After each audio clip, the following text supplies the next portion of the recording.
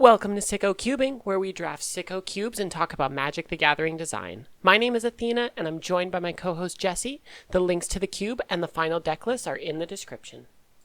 Hey Jesse, Hey, Athena. are you ready to talk about some cube? Oh, yeah. I love talking about Cube. So today we're drafting Maximum Greed, which is a clone, sort of a cube you played, I believe, called Spicy Splashes. Mm-hmm. I played that at California Cube James. Yeah. There's a couple differences, mainly that rather than a Pillar of the Prunes, you start with an Everywhere token in play. Okay. And there's a couple of things that changes, basically mostly in the mana base, but otherwise, I think things are pretty similar. Do you have any comments about that? Yeah, does that mean that the restriction that all of the cards in the cube are multicolor is gone? Because I think that was part of the No. motivation, right? Because Pillar of the Prunes can only tap Yes. for multicolored spells.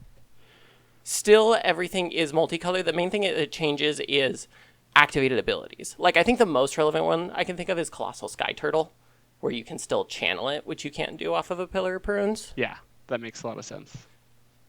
There's a couple of relevant ones, at least in my games, but there is not as much as you would think. But honestly, one of the more relevant things is things like check lands and verge lands are relevant for it. That is relevant. It's also just like, it's what you expect, right? I think it's really good to follow player expectation, and Yeah. like not being able to channel with it is confusing. It's something that you don't think about the first time. And there's a couple of other relevant things that go on as we'll get into. But yeah, there's another notable thing about this draft is that we're drafting 3 packs of 17 and then burning 3 at the end. So we end up with 42 card pools. Okay, explain that one to me. So this cube is made by Vikram, and Vikram likes to do that with a lot of their cubes. I believe you've also played their version of Turbo Cube I did, yeah. a long time ago. Mm-hmm. And I think it's a bit of a way for them to curate for like power in a way, or curate for what is exciting for people. Because they can look at the cards. Yeah, and I think we'll get into that as we start watching the draft. So I had a bit of a strategy going into this draft I'm going to talk about real quick. And I like to do this with drafts, at least new drafts, is coming in with some kind of idea of what I want. And with something like this, I think about with multicolor cards, a few things. One, because everything is multicolor, I figure anything that references multicolor is probably going to be good. So find the universal cards and take them early. Mm-hmm. Multicolor cards tend to be bombs, tend to be very strong. So just take bombs when I see them. Mm-hmm. And then also my opponent's cards are very good. So just high density of removal, high density of basic interaction. Yeah, when I played the games, I found that the removal was actually really bad when I played Spicy Splashes. Because all of the cards generate more cardboard. There's a lot of very modern kind of design sensibility, and so one-for-one removal felt terrible. Yeah. I think I learned that a little bit, and there's a little bit I would have gone back with knowing that information, but also, like, I still think having certain types of removal was very relevant in a lot of these games. Absolutely. But there are pieces that are just like, that you have to kill for sure. yeah. But on the universal cards, I saw Karuga and thinking that all of these cards are at least 2 drops, having that restriction of mana value 3 or greater doesn't seem like that much of a disadvantage from my first look. Karuga seems like an excellent first pick. Yeah. And then kind of on the same thing, I grabbed Helga Skitterseer. I don't think this card is necessarily that good. It was just more, if I'm slamming Karuga, maybe this does something, but I kind of start veering away from this pretty quickly. I like taking 2 cards that have very similar rules text early on, because it means that other people aren't going to be trying to do the same thing. Yeah. And those fit into the same colors, which is also something kind of nice. I remember when I played Spicy Splashes, my first something like 4 picks were Rakdos, and that was great. Yeah. I did start to think about that pretty early of like what mana cost requirements are when it comes to having a 5 color land in play on turn 1. Mm-hmm. Somebody at some point in the draft mentioned having a deck where every card in their deck could be cast off of their everywhere land and an island. And I think that's thinking amazing. about it in yeah, thinking about it in that terms means you have a 5 color deck where you're running all basics essentially. Mm-hmm. Not quite, because you still are going to end up multi-spelling later in the game and stuff like that, but it's just, it made me reevaluate what colors were like, and I think yeah. it's really good. Like something that I found was really innovative about my experience of playing this draft was that I could think about having one color that was my actual color, and then everything else was a splash. So, Sure. like, Yeah. definitely thinking of that mentality of this is what I'm going to run basics of, and then everything else can kind of crib on that. Yeah, I definitely don't think I realized that until after the draft, but kind of going through some of these, I ended up in more of like a base 3 color deck, and honestly, it's going to come together pretty quickly, but I end up in 5 colors, undoubtedly. I think that Um, like at least 4 players when drafting this are going to end up in 5 colors or like four yeah, colors.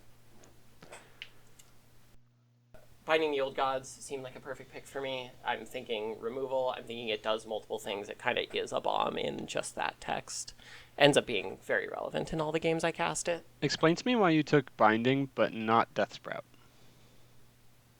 You know, that's a really good question. I was, to some extent, undervaluing just ramp, period. And that's going to come up in actually one of the games. I think the second game is on rewatching it. I realized how much I was undervaluing just hitting land drops every turn. Yeah, because everything's really expensive in this cube.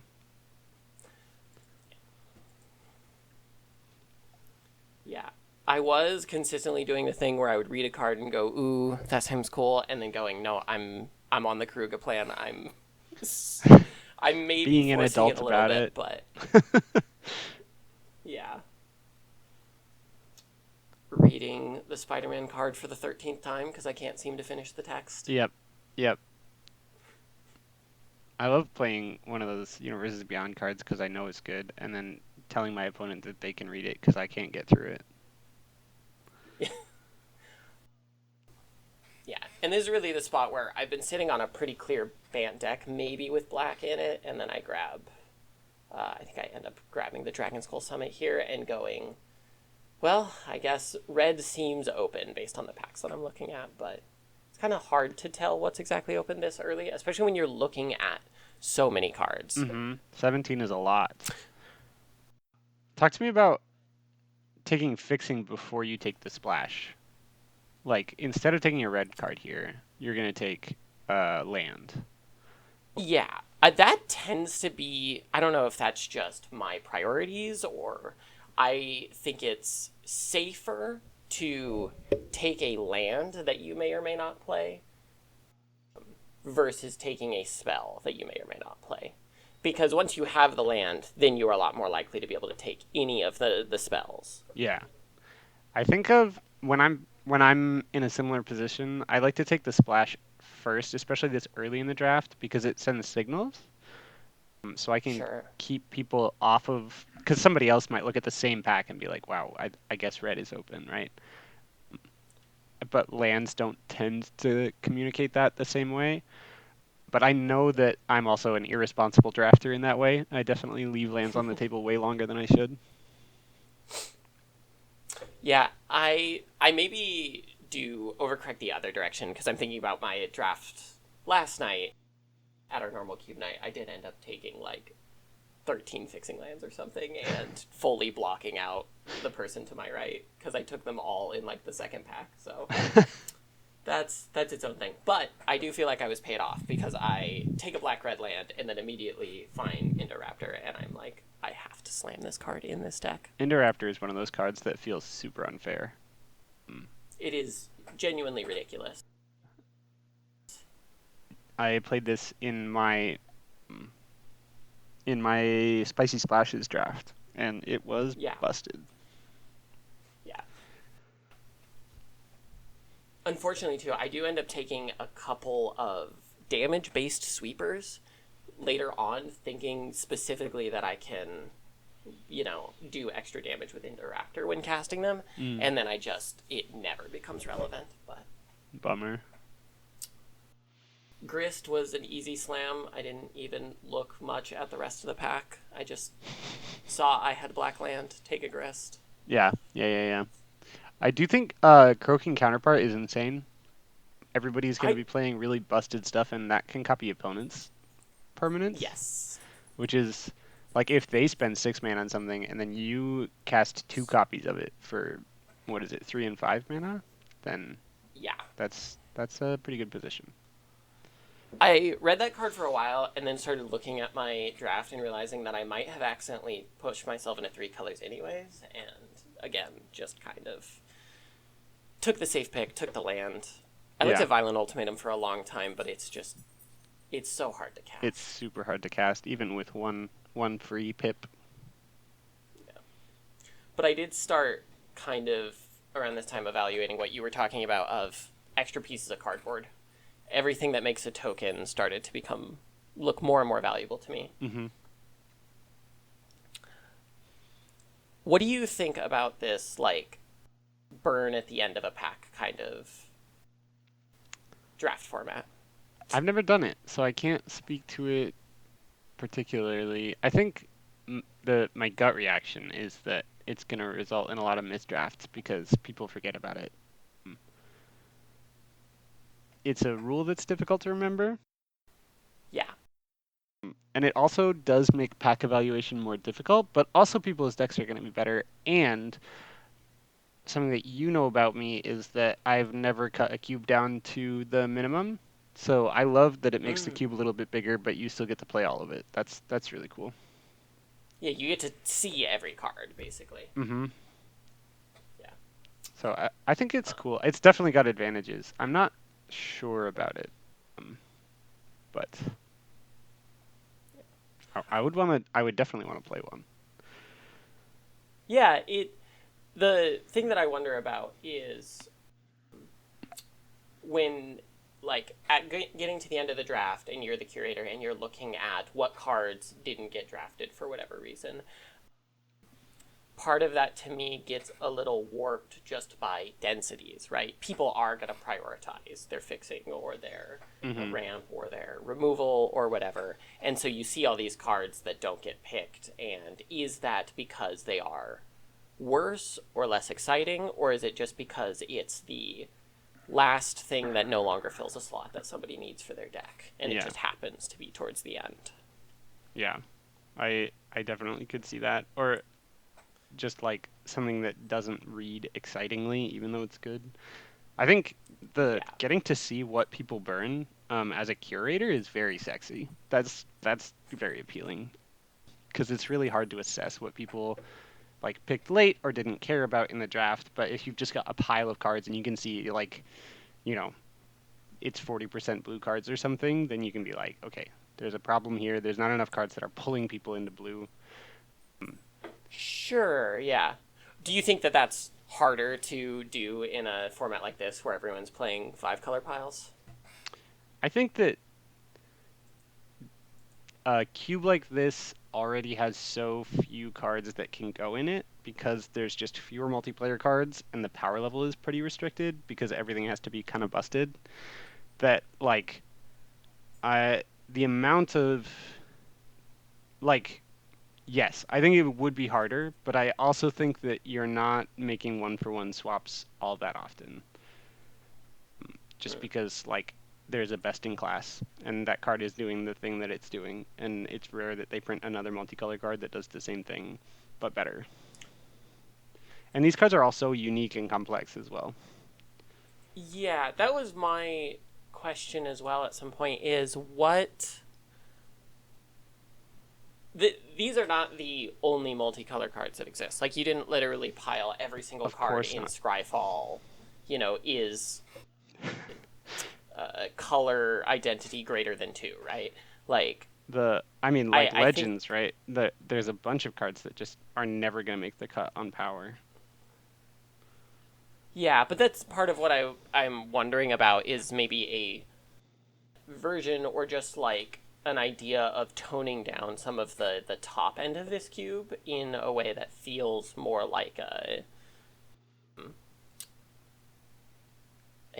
peasant power esque thing, less bomby, less planeswalkers, less Yeah. commander first print cards.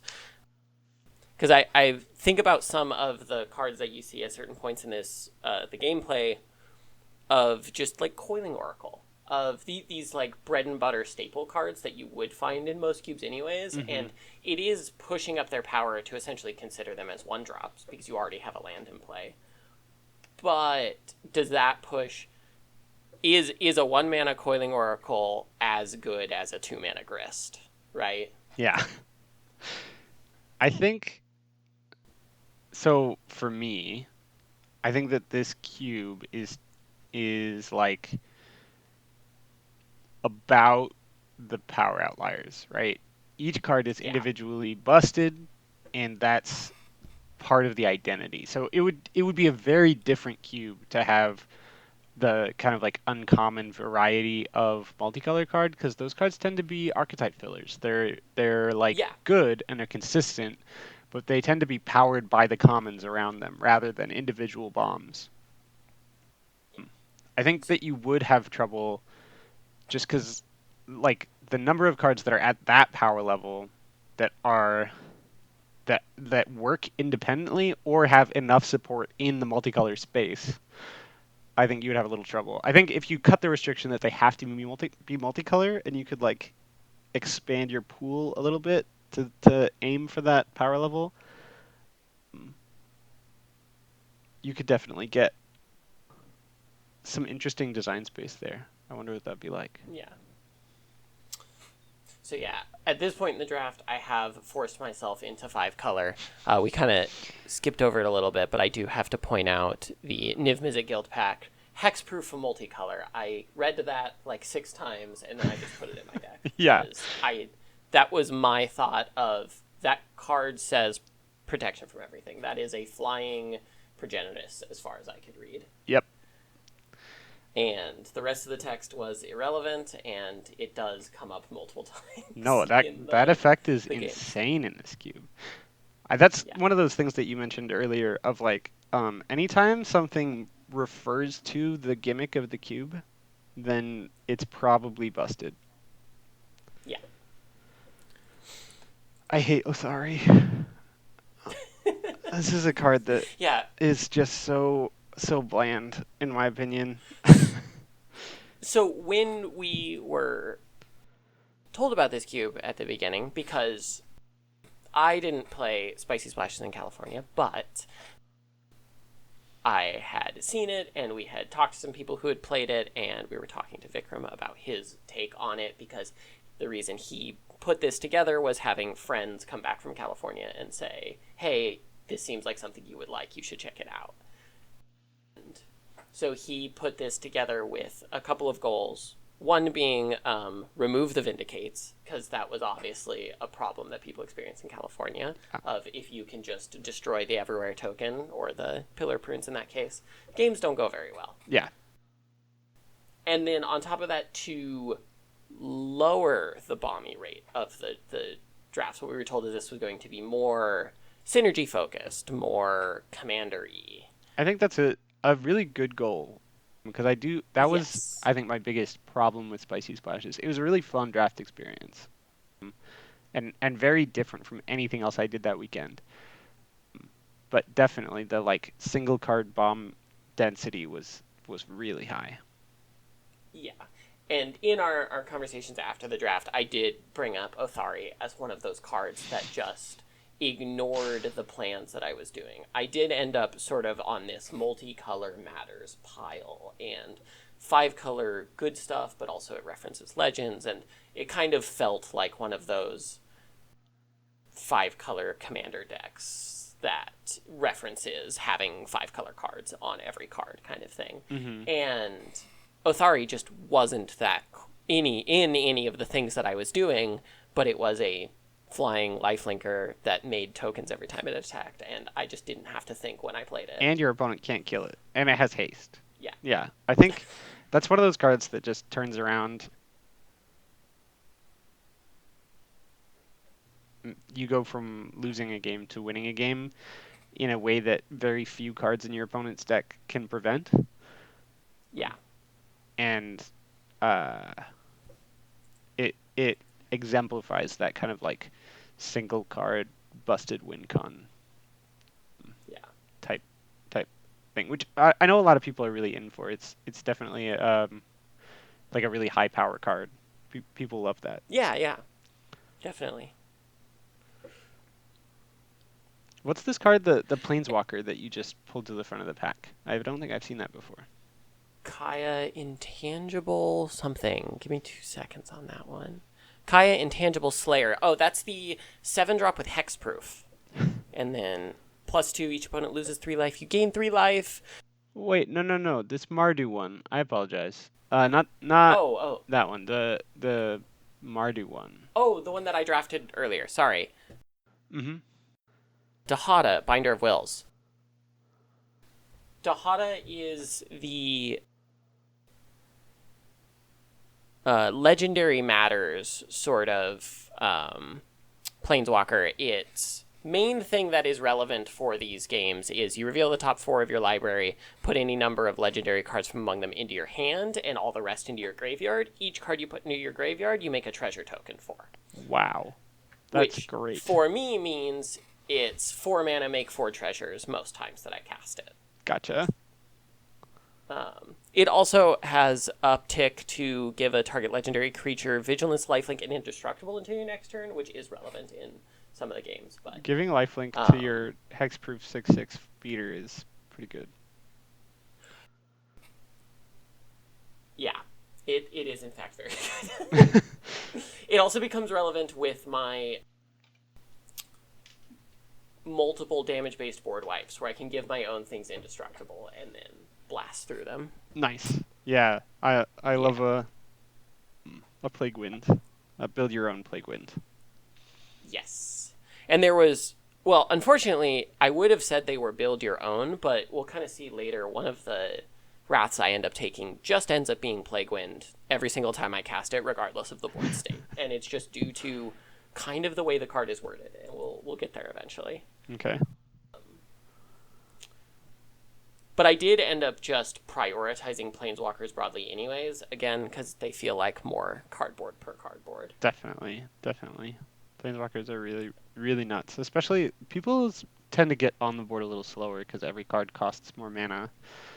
Mm-hmm. And so you have a little bit more time to play. Like, you play your Planeswalker on curve, and everybody else missed their turn 1, right? So yes, you get a little bit of extra time with them. So they're definitely powered up in this format. Yeah. This was, again, another pack where I just saw a card that I have a hard time passing in most drafts, and so I grab it here as well. Shorikai. Shorikai is busted. Big fan of this card. It actually does so much work. Yeah. I would put Shorikai in more environments if it didn't have that text on the bottom. I really dislike having completely irrelevant rules text. I was going to say, is that going to be removed in future printings due to the Commander rules change? Oh. That would be awesome. Okay. That'd be sweet. It looks like all printings still have that text because they've all been, I think, made before that happened. But maybe in the future. Maybe someday you'll get that text. That does bring up a thing that I was starting to experience by this point in the draft with this cube, is just fatigue already. Mm-hmm. I've had to read so many cards, and I feel like to some extent I might have known more than I would have expected just from having seen these cards before. But Yeah. even still, the density of re-examining every like charm, every modal spell, every planeswalker, and remembering what all of them do And putting them into a really fresh started to add up. contest. Yeah. Yeah. I think like for that reason the 17 card version of this particular cube might be a little bit punishing because you just have to look at more cards, right? And that's definitely one of the downsides, which if you know most of the cards, it's hardly a downside at all, but with these cards that are particularly wordy, particularly rare, so a lot of people haven't read them, you just end up doing a lot more reading and assessment, and it becomes difficult to maintain the image of your deck in your mind, especially also because your colors are so like wishy-washy. I've Mm-hmm. oftentimes partway through a draft you can start kind of ignoring at least one color, but Yes. this Yes. cube Yes. everything is still in play the whole time because of the Pillar of the Perunes, which means that like you have to read every card in the pack. Yeah. It's a lot. I already have that problem of doing that to myself too much, of making 5 color piles in normal cubes, and so this one really just, it felt like it was meant to like drain my attention span.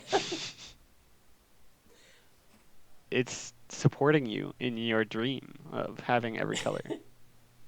This card here, Hostile Takeover, is the always a Plague Wind that I was talking about, and every time I cast this, as we'll see later on, is just instantly winning the game because it's Plague Winding with unkillable 6/6s in play when I Plague Wind. Wow. Yeah. Yeah, yeah, yeah. Hostile Takeover is a really cool card, I think. There was a green card that I think maybe had Fuse that did the same effect. Or it was Golgari. It's from one of the Ravnica sets.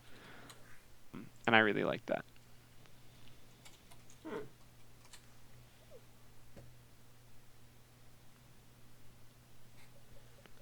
I read this Nahiri's Resolve card so many times and kept trying to find ways to break it in my deck because it seemed good, but Hmm. I never quite got there. Is it a combat trick? Just the idea of it being a thing on board that can pump all my tokens while also potentially creating some repeated value. But the Whoa. best thing I could figure out to do with it was like looping Karuga, and that seems optimistic. That card seems insane, though. Haste, I think it's really easy to undervalue haste on every creature.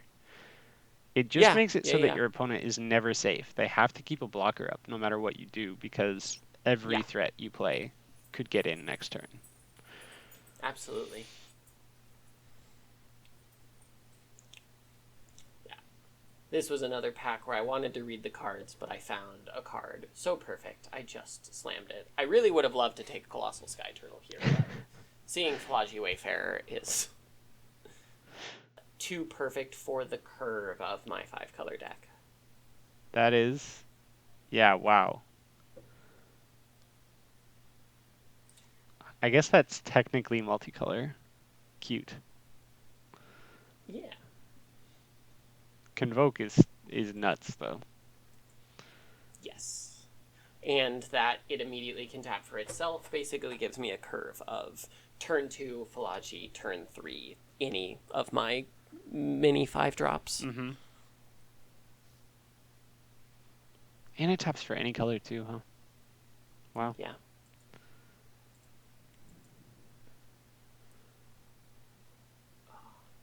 Once again, looking at cards like Expressive Iteration and wishing I wasn't on the Karuga plan. It seems like it's playing quite well for you though. The turtle would have been a nice thing to have for the Karuga. Yeah. There's definitely a point where I realized later that this cube does have more 2 drops than I was expecting, of just relevant early plays that create value. Even if they don't create the same amount of value as a 3-4 mana planeswalker, they're Mm-hmm. still creating enough to make it worth. I think it's an important slot because player 2 gets to 2 mana first. Yeah. And I think um, that's that's an interesting texture to the space that disappears if your two drops aren't good enough. Yeah. And there's a certain extent to which I was almost ignoring a part of the cube where you almost have an advantage being on the draw Hmm. because you get that 2 mana. But for me, that was irrelevant because I get 3 mana first, and that's always going to be relevant in my deck. Yeah, but definitely being the aggro deck and just having an insane amount of two drops and just taking the draw every time is is viable because your opponent's not going to be able to play anything on turn one. Yeah.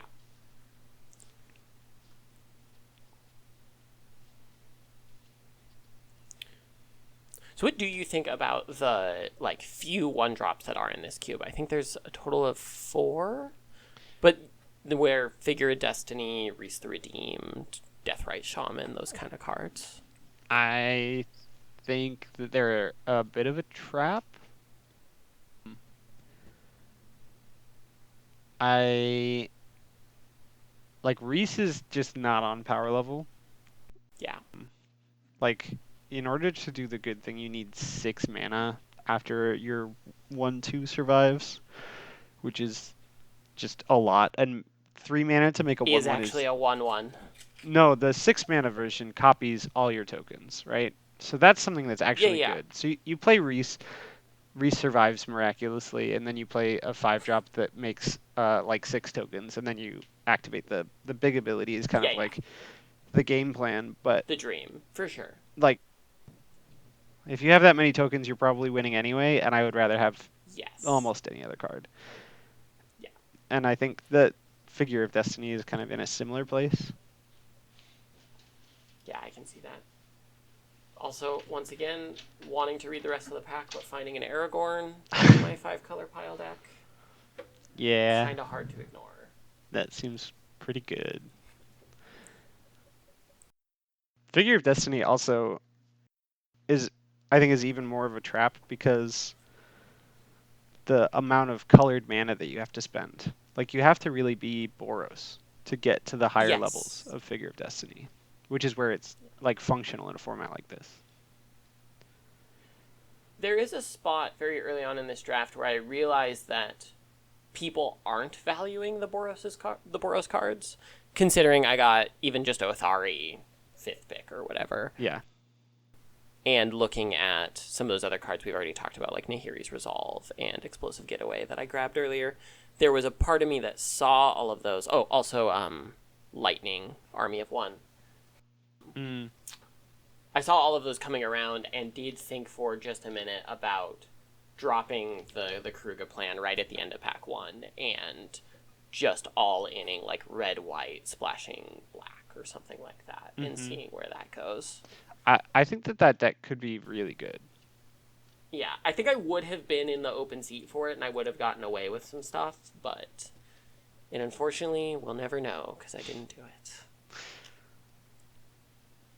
I think that the aggro deck is better than it seems, but it does get overwhelmed by a single Othari effect, like a card that just like Yeah, completely yeah. turns the tables by itself. And there's a lot in the cube. Yes. I think that's why I didn't want to make that change right in the middle because I came in with that. This is my conception of this cube. I'm going to try to keep that in mind and force what I think my idea of the cube is rather than necessarily adjusting like I probably should have. But I was Hmm. still on that find my universal parts, find my bombs, and find my removal, right? Hmm. And if I end up in that red white deck, I'm not necessarily on that anymore. Yeah. Yeah. Yeah. Yeah.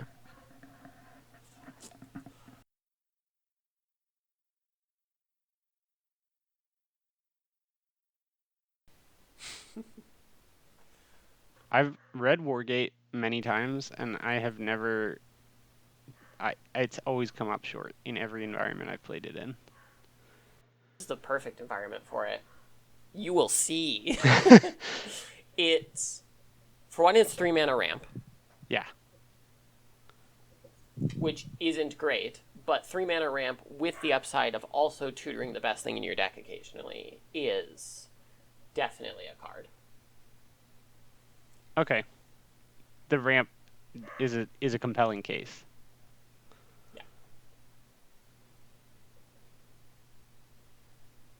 I end up sitting on this a little bit, but I do take the Wargate, mainly thinking about my both of my 5 mana cards being permanents and Mm-hmm. always being able to get those when I want to just end the game. Yeah, that seems really good. It also is the right ramp slot to play Karuga. Yes. Because again, I did not quite value ramp properly, and there wasn't nearly as much at 3 mana. Yeah. Unleash the Inferno. This card's so cool. This card is very cool. Also love the art. I love all of those Capenna alternate arts. They're so evocative and so I think Capenna got a using. way worse rap than it deserved. I think Yes. that limited environment was cool. Maybe not the coolest, but it was cool. I did like it, and I love the setting. Like, it's doing New York pretty well. Yeah. I'll defend Capenna forever. Uh, I would love to play somebody's like limited inspired Capenna environment. The sort of like Capenna plus plus cubes that people try to make. Mm-hmm. I would love to play that sometime. The 3-color cards that you can exile under a land Yes. are some of the best and coolest cards that they've printed in a long time, and I think they should be in a lot more cubes. They genuinely are some of the coolest fixing that I've ever seen, because they can fix Yeah. for They are themselves. they are in this cube, and there are 2 of them that I end up looking at and then don't take because of the math we were talking about earlier. For me, if I am on the play, I can't use it to mana fix. Mm, And then if I'm on the draw anyways, I would rather just play a tapped land, like a Surveil land on turn 2, yeah. and then always have my 3 drops anyways, because I already have a 5-color land. Yep. I think in this environment they might be a little underpowered, but they're very cool. It is still impressive how strong their bodies are. Like, even just looking at Masked Bandits, a 5/5 with Vigilance and Menace will be relevant if it's basically a free card from your hand. Oh yeah. I think even if they couldn't exile themselves, most of those cards would be like playable in a Pauper Cube, Yeah. and having them be upside on your fixing is really awesome. I also love it when cards that are like 5 and 6 mana have an escape case where they're still useful in your opening hand, Yes. and those cards are doing it perfectly. I think that you can exile them at instant speed, so it's almost no cost to get the fixing, Mm-hmm. and they like you just get to play the card later. It's great. We are right here at the end of pack 3, and I just start picking basically at random. It's so hard to figure out what to do at this point in the draft, especially when everybody has really found their niches, and I keep looking at cards and going, I don't know what I'm doing. I take Gruul Warchant thinking maybe there's a way I want to go aggro, and then immediately look at Titanic Ultimatum and go, that would be the card but better, so I don't take it and take Progenitor Mimic instead. I think that's Even though wise. Progenitor Mimic doesn't really work with most of what I'm doing, so Doesn't hit legends, yeah. yeah. It still works to hit my opponent's stuff, but it feels slow for 6 mana, and I just immediately put both of those cards in the sideboard. Yeah. And that's the draft. Nice. I think my deck ended up having a very nice feeling curve. That was my biggest boon, I think, from this draft. Yeah, I see you have a lot of top end, which I think is right for this cube, and I think like starting at 3 and then jumping to 5, the way that your deck does, I think is going to work really well in this environment, especially with the amount of 3-mana ramp that you do have. Yeah. Yeah, I wish I had taken more 3-mana ramp, but having the density of like must be interacted with spells even at 3 and 4 mana really felt like it worked out for me. So Yeah. You also mentioned that you were prioritizing planeswalkers, but you only ended up with two. Yeah, the one I think I would have taken that Kaya at some point, and I do think that probably a lot of other people were also prioritizing planeswalkers. That makes sense. That like we talked about, they're quite good. Again, anything that's more cardboard per cardboard. I ended up with a lot of token generators, and we end up with some very busy boards, which does contribute to that sort of fatigue that we'll see as these games set in. Yeah. Okay, we have myself on the right, and on the left is Veronica. She was very, very nice to play with. I had not met her before this draft, but a very, very lovely opponent.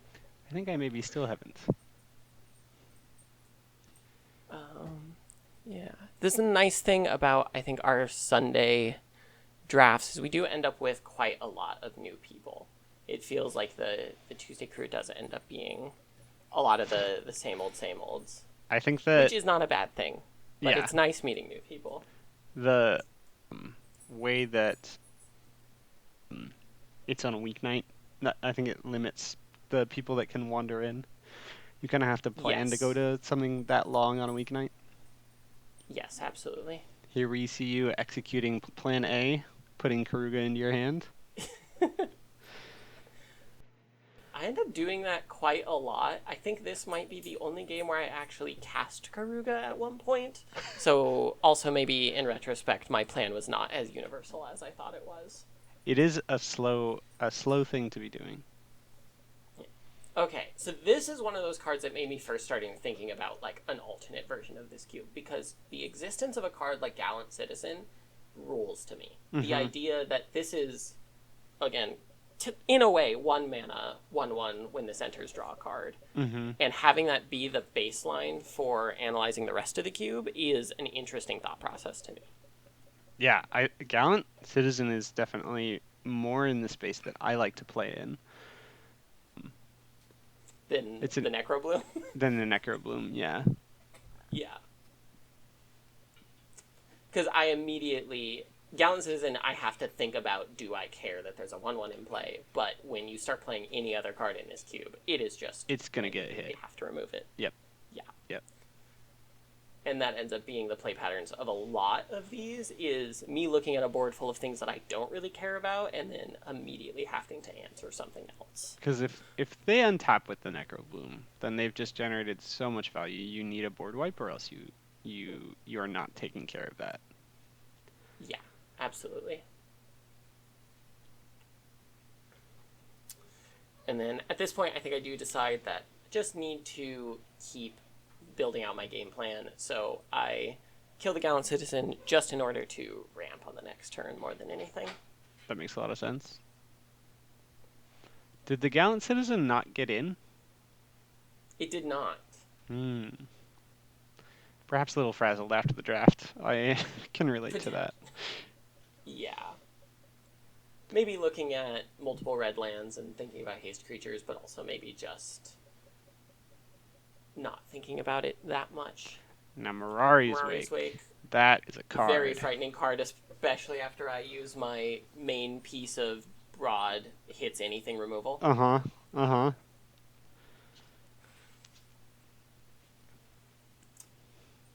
Did you have another play that you could have made instead? Nothing that would have. If I remember correctly, I didn't have anything that would like progress my game plan at all. Okay. Because the Karuga was in hand, but that doesn't do anything if there's no other permanents in play. I think I drew the Dahada that turn.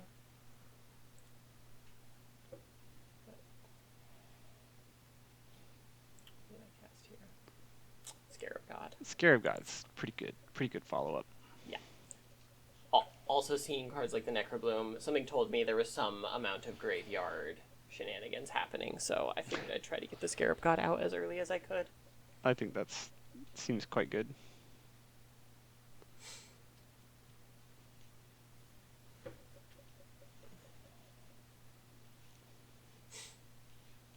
So she's tapping for 8 here? Is that right? Yes, I do think she is using Yeah, she is playing a couple of cards here off of all that mana. Master of Death Um, is great. yeah.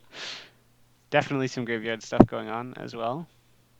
Yeah, yeah. And Master Grit Death does feel like another one of those cards that can play in a broad range of environments. It's a lot Mm-hmm. of value across a game, but that kind of value is almost more interesting in lower power environments, right? Absolutely. Yeah.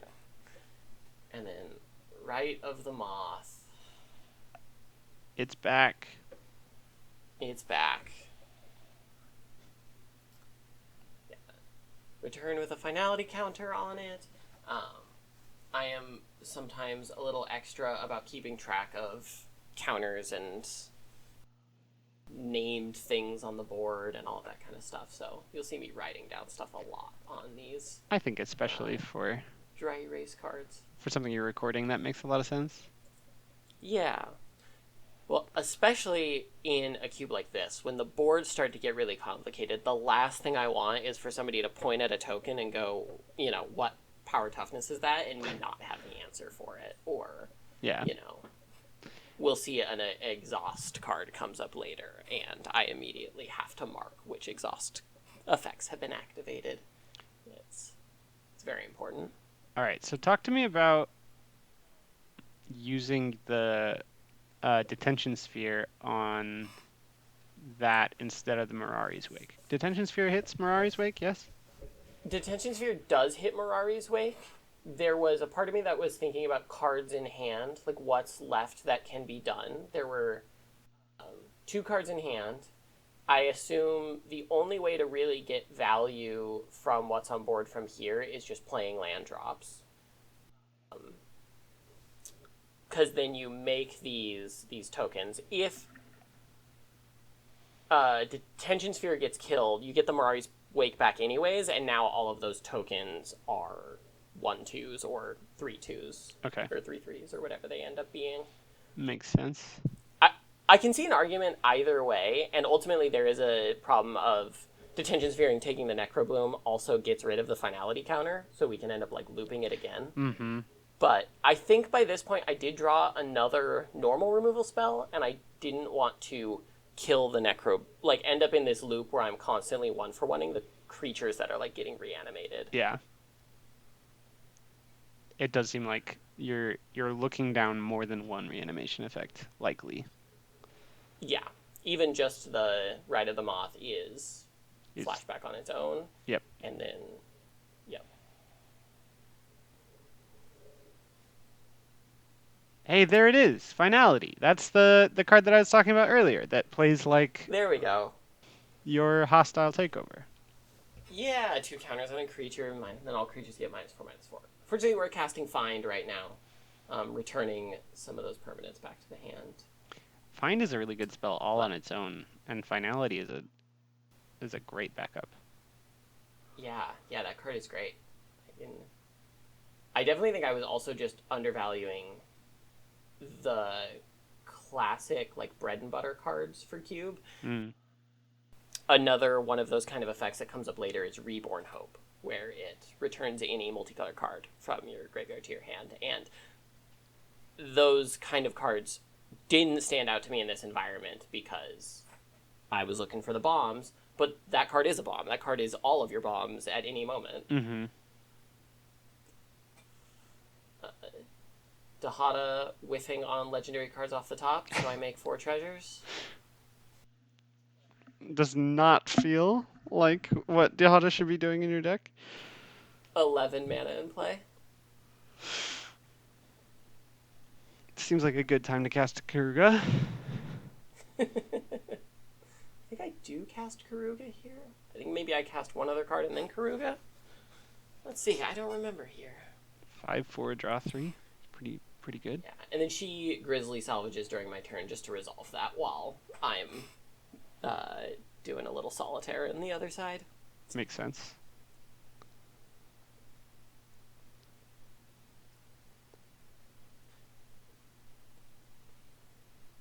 This match did end up taking quite a long time of 1-for-1 removal versus the repeated reanimator deck was quite the grind to get through.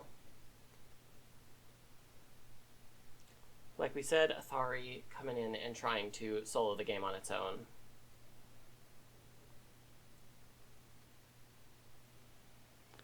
Oh, Othari. Yeah. There's an interesting thing that happens for most players that I noticed throughout these games is the life totals tended to go up just as much as they went down. Yeah. Yeah. I have a couple of sources of lifelink in my deck, and that's part of the problem. Even just Dahada and Athari go off in this game, and obviously I end up above 30 life at some point. Yeah. But that was not abnormal across all of these games. Is just people sitting at 15 plus life total for the vast majority of every game. Yeah. Which does create an interesting texture, and I've experienced that as a problem in some of my cubes before, where just having incidental cards that gain you 3 life here or there really, like, you need to limit how often that exists, I think. Mm-hmm. I think that something that is a good lesson for early cube designers is that almost always you'd rather have the game end than not end.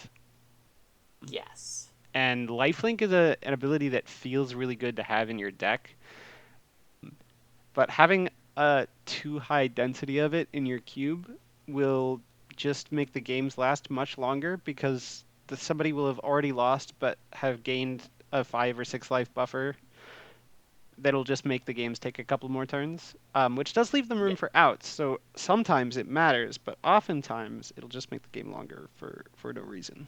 And you'd rather just have them have a different effect.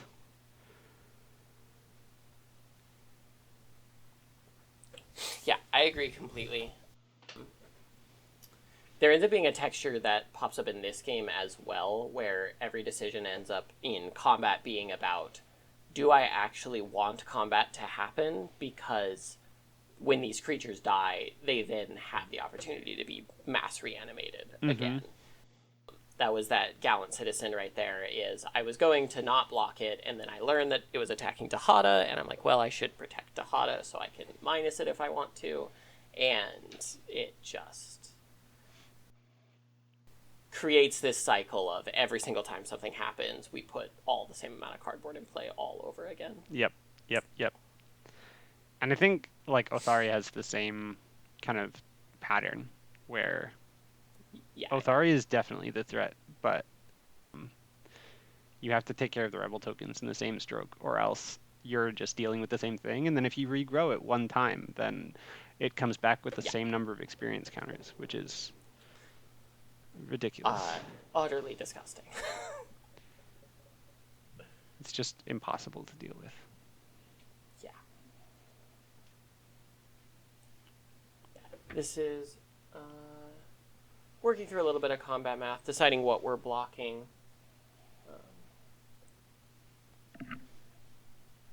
Gloom Shrieker, also another one of those cards I think sits in that very scalable power range. I love Gloom Shrieker so much. Gloom Shrieker is such a delightful card. The 3-mana 2/1 menace is like such a pleasing stat line to me. Okay.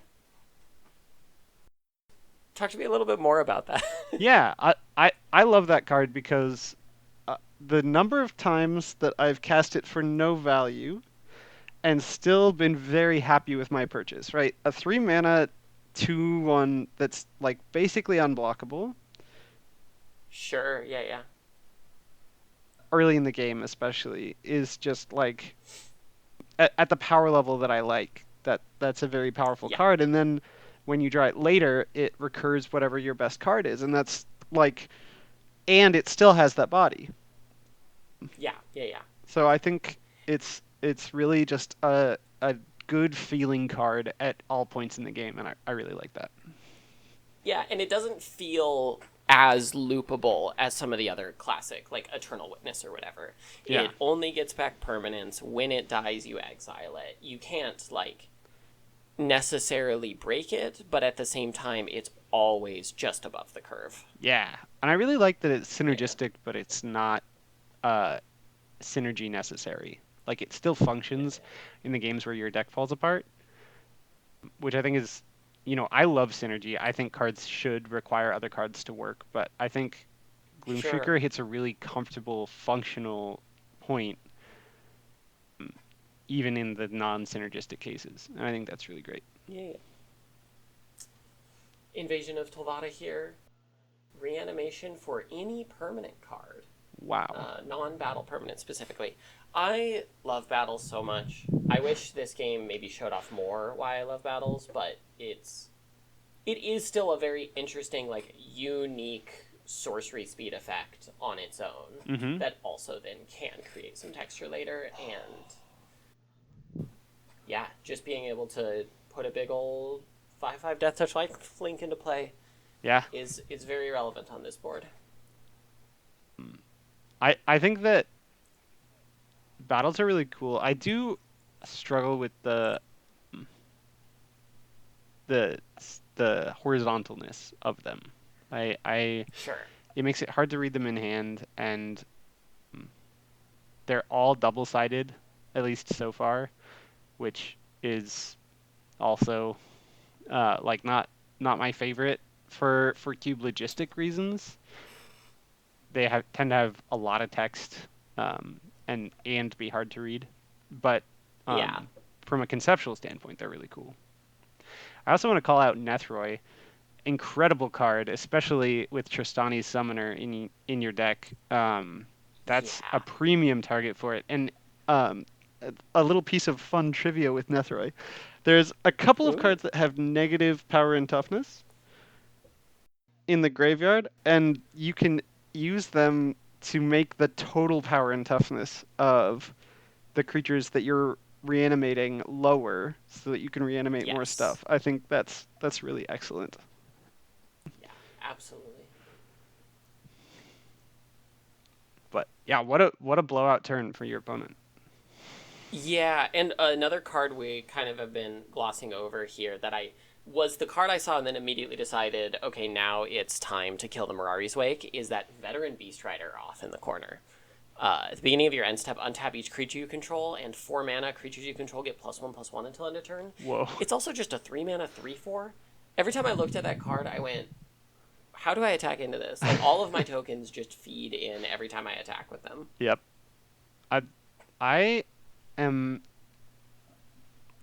not a huge fan of the overstated creatures with powerful abilities pattern. Yeah. Yeah. The uh the one that comes in and makes a map token, the 3 mana 3/4 that comes in and makes the map token, just felt like Yes. an unbeatable body with upside in the limited format that it was in. Yeah.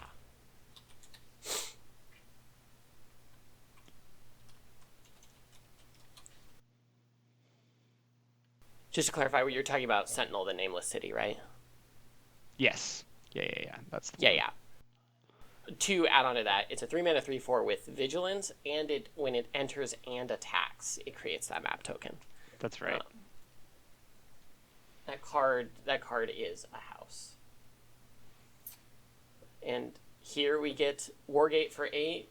Get my Niv Mizzet. That does seem like a good way to clear up all of this mess. And we don't get to see it happen here, but I do to Hada the Niv Mizzet to give it indestructible, just to let it get through the turn. In my hand, I did have one of those Wraths as well. Nice. So I was prepared to keep that Niv Mizzet alive in Wrath. It doesn't matter because she starts talking to me after the game about trying to see what her outs even are to Niv Mizzet, and there just aren't any. She had that sack a creature with the highest power or toughness, but if that resolves, I can tap and crew my Shurikai in Yeah. response, and Nice. then it doesn't matter anyways. I sack the Shurikai, and then if Mizzet's still alive, and I attack with a flying lifelinker. I think Niv Mizzet might be a bad match for this environment because its upside is improved by the environment and its downside is Yes. made nothing, pretty much, by the environment. Yes.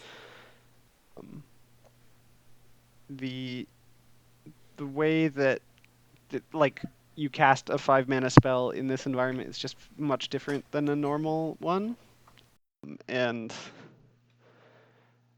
I think this is a mistake that I often make when designing cubes for the first time, is to put cube Yeah. cards that are extremely synergistic with the theme in the cube, and they often end up Yeah. just being broken. We don't talk about price of progress in MDFC. Something we can bring up now that is going to come up through a lot of these games is very common misplays across me and all of my opponents throughout this entire draft. And I do think it's a little bit just the density of cards you need to be reading. Mm-hmm. But if we caught at the beginning of this game, it was everywhere land, forest, forest, cast an Abzan card. And that doesn't actually work. But neither of us caught that.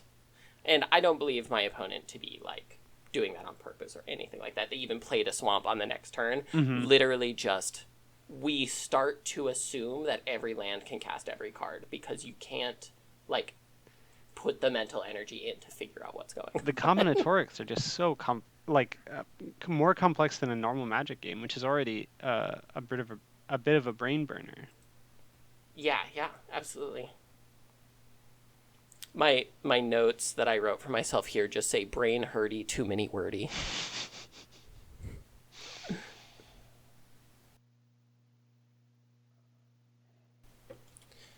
I was also thinking about the context a little bit with the way some of these cards are printed.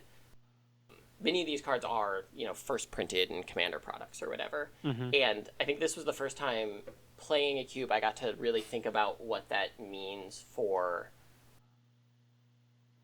how you catch when things go wrong.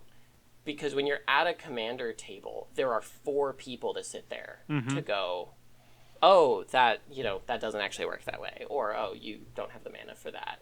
And it's also 4 people who are more, like, willing to, as a group, come together to decide what the resolution should be when something goes wrong. Mm-hmm.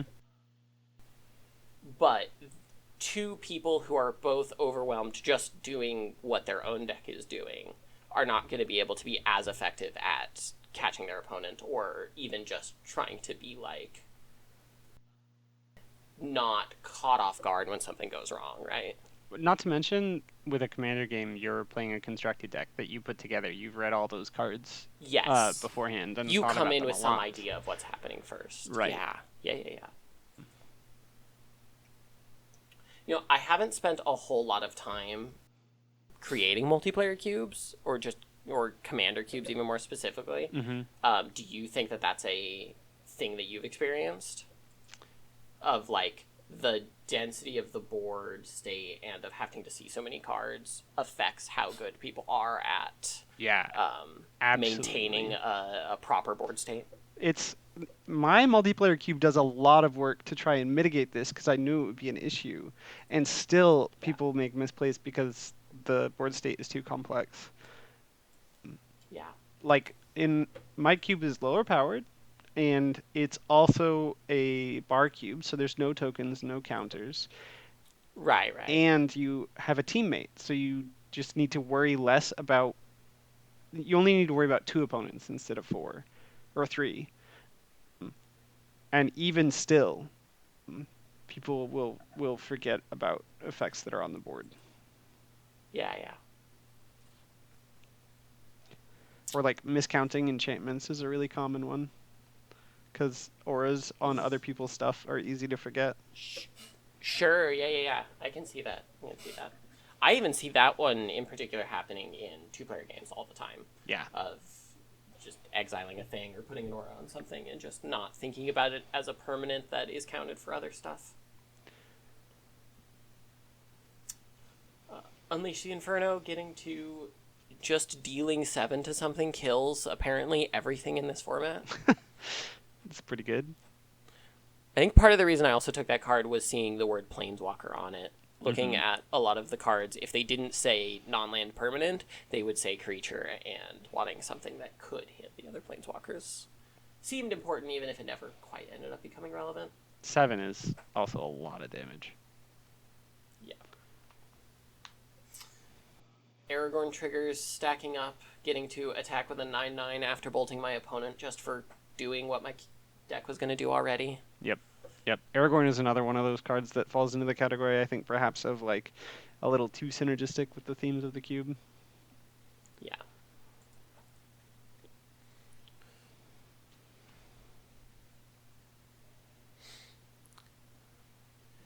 There is an interesting dynamic that starts to appear across these games, and we'll see it a lot in the next game, of your opponent's cards being as good as they are is so relevant because so many of your cards are going to interact with your opponents in kind of blowouty ways of taking your opponent's cards, and so having something like Aragorn that is so universal does sometimes end up being a detriment. Yeah. The Niv Mizzet is hexproof, and so it has its own protection from that kind of interaction that becomes less relevant. But somebody taking your Aragorn is it's like a 14 pretty devastating. For 1, right? Yeah. Yeah. The mind controls and clones in the format are really, really strong. I definitely feel like I was undervaluing that side of things. I looked at that croaking counterpart, and unfortunately the first thing my brain went to was, wait, this doesn't work with Grist, does it? And no, of course it doesn't. I don't know where. Again, just overwhelmed by all of the weird things that were happening. But yeah. Thinking about it on your opponent's stuff, I should have valued that card a little more highly. Flashback is also just so good. Like the card advantage that you get by being able to cast the card twice. Sure. Oftentimes, my opponent would cast that card twice in one turn when I played this cube, because there's so much mana floating around, and you start with the mana up, that double casting is pretty easy. And it was devastating every time. See that.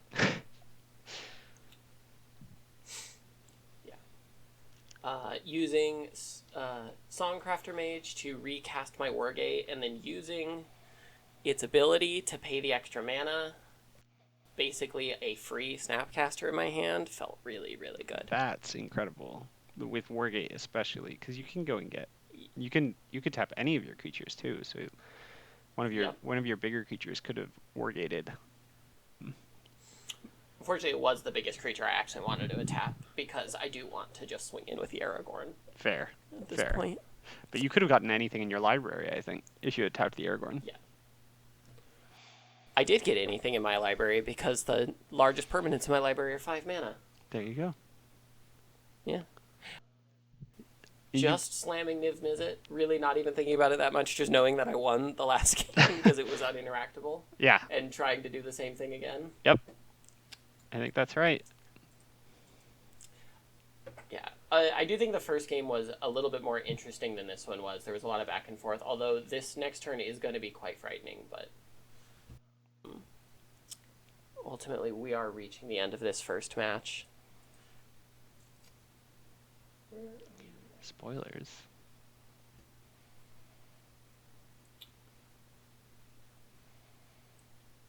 What I started to realize towards the end of this game and one of the later games that I play is that, weirdly enough, I went into looking at my deck and going into these games, I thought I would be the control deck in a lot of matchups. Mm-hmm. And I realized very quickly that I'm actually the aggro deck. Mm-hmm. I am the deck that is going to slam the biggest thing the earliest and then try to end before my opponent can, outvalue it. Yeah. You just present an unbeatable threat, and then... Yeah. But looking at this board state of Tristani Summoner every single turn would eventually overwhelm me, probably, right? Yeah.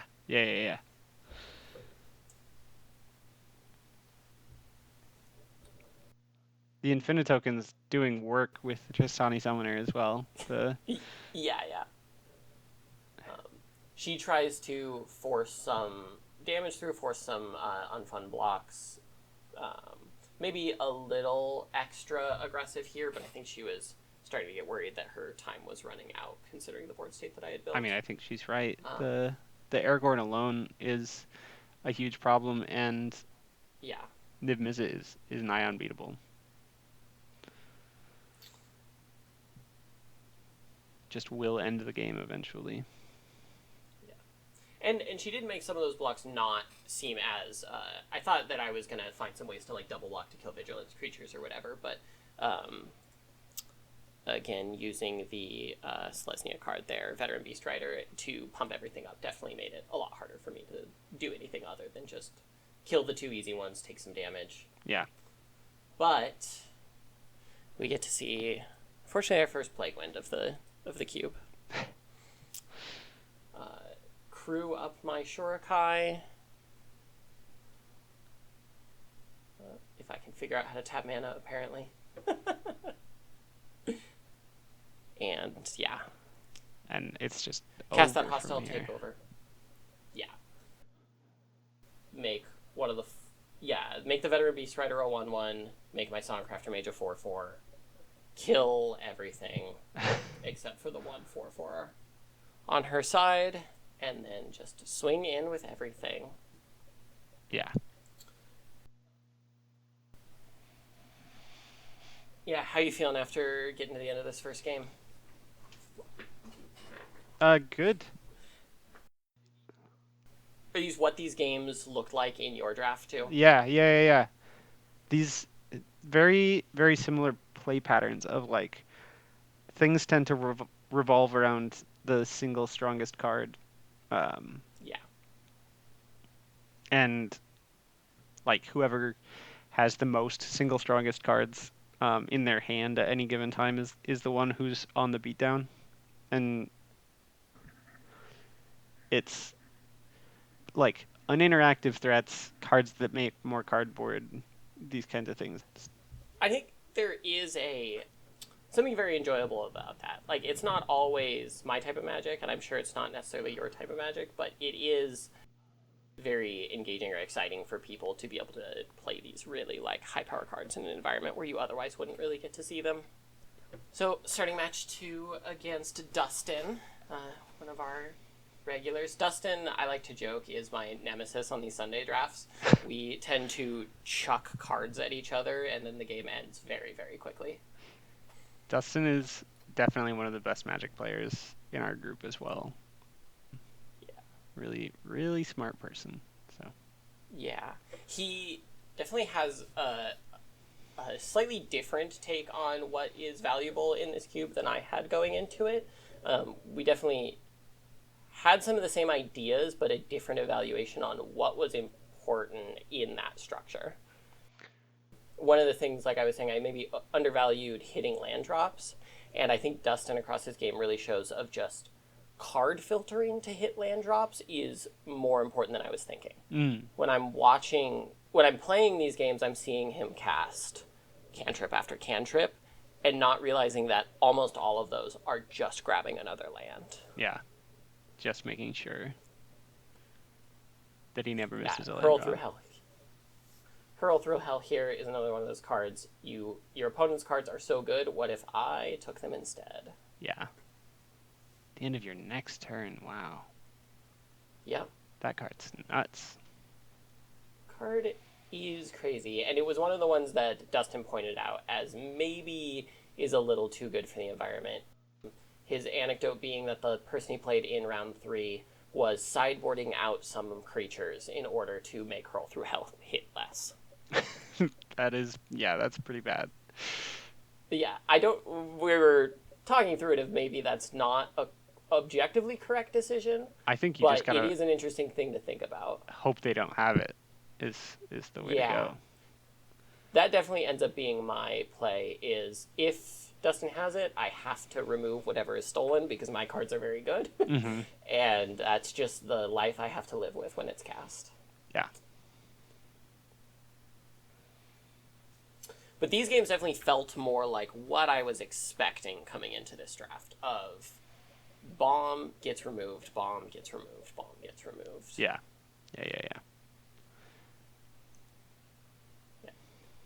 Kai Skylet again, sack your creature. I'm deciding my secondary modes here. Yeah, end up exiling. See black cards, assume there's some graveyard interaction. I think I end up being wrong in that choice and probably should have made the 1/1, but decisions were made. Wow. Yeah, Dustin definitely just drafting power outliers, which I Yeah, think is the way to play. Bonnie Paul is a ridiculous card. Yeah. Cow. Ow, ow, indeed.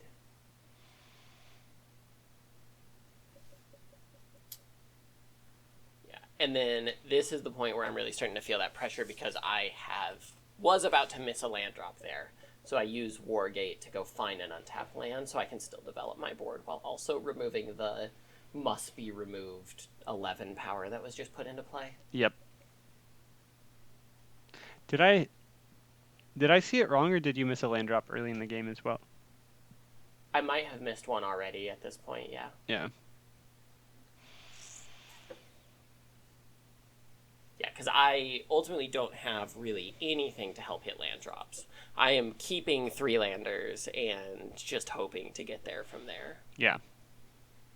Which maybe does speak a little bit to my overemphasis on that starting land, because my brain was thinking largely about the curve of my deck that starts at 3 actually starts at 2. But when we get to this point in the game, double spelling on 3 drops is a lot harder than double spelling on 2 drops. Mm-hmm. And 3 drops are just not going to get there in this cube because the 5 drops and the 6 drops the 6 drops are so overpowered. They're playing way above their weight.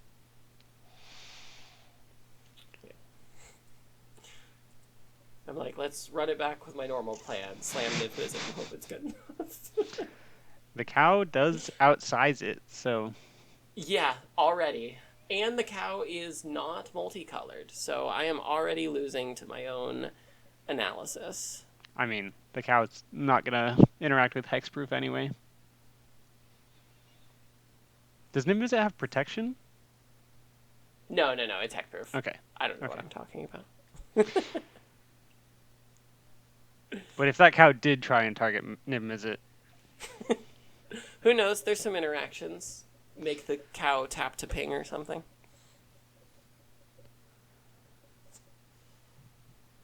and yeah, here I think you're making. You see Dustin just erase the top of the 6 to make the 16 go to 10. Yeah. This card was the card I think I undervalued. I saw it once in the draft, saw too much text, and then just left it. But what it's doing here is it's making the 2/1/1 tokens, it's draining for 4, drawing 2 cards, and the target that it's bouncing is my everywhere token. So it's permanently setting me back a land drop. Does the token whiff as well because it's the everywhere, or is there a special ruling that you get to keep the everywhere token? No, so the everywhere token just disappears when it gets bounced to hand. I think that the vindicate nature of this is just too much. Yeah. We end up talking about that a little bit after the draft, where it's still it seems like it's reasonable because it's so high costed, but again in this cube, how high costed is 7 mana really? Yeah. That card definitely, when it was spoiled, received some negative attention for being just like a really long list of effects that you want.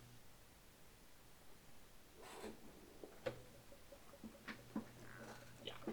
And I end up, unfortunately, very quickly ending up in a weird position here where I think that I'm somewhat fine. I have 2 blockers. I'm looking at 1/1s. Yeah, they have prowess, but my brain is still like, I think I have a turn to kind of reset and survive. Mm-hmm.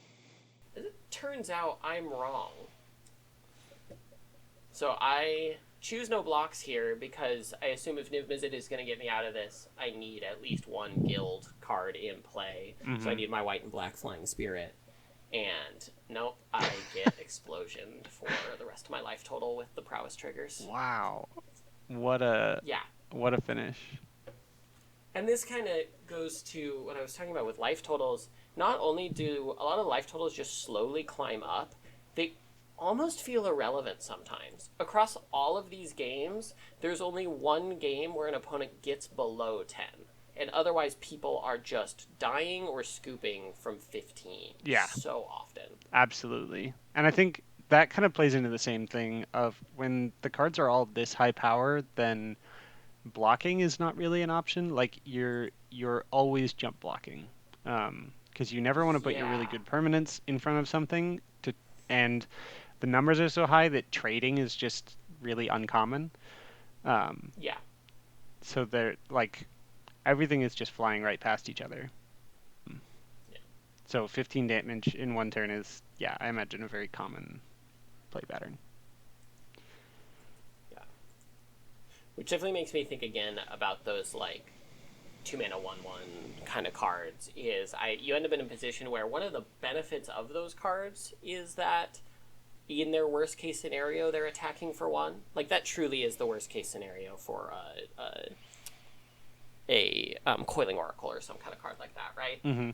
But that case scenario doesn't even exist in this environment because your opponent has a 5/5 that they cast for 3 mana or something.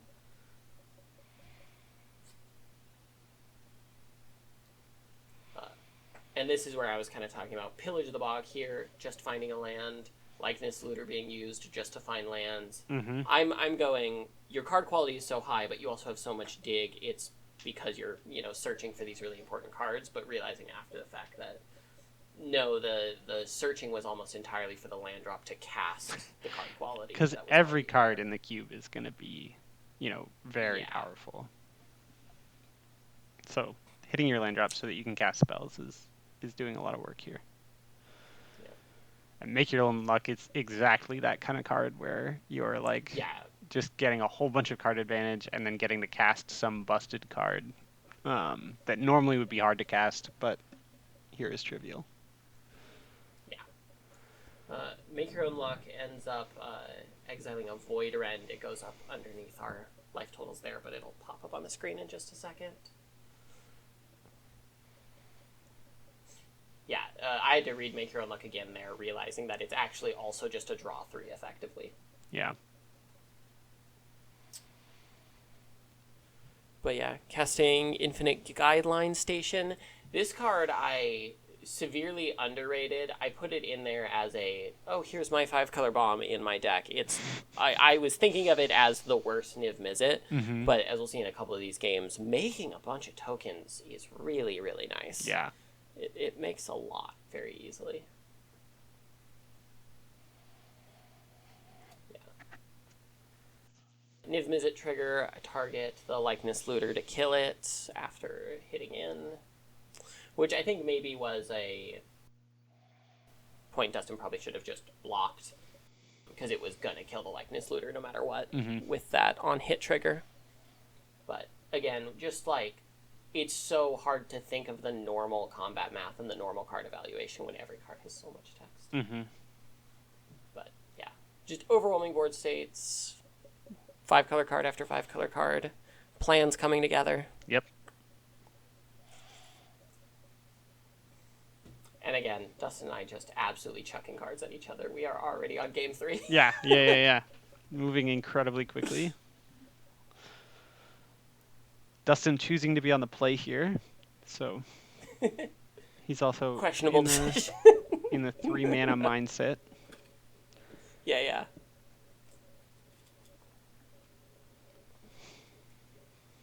Does end up casting a 3-drop first. Yeah. Yeah. Yeah. Demand is quite good. Demand is just, Demonic Tutor for 3. I think I saw Demand and just didn't. I know this card and I should have just been like, ooh, perfect. And then not even. I didn't even fully read it. I don't even know what else was in that pack. Was a bit of a conversation about demanding for a Bring to Light. There's some people watching in the wings trying to figure out what that was for. But it makes sense in my head for sure.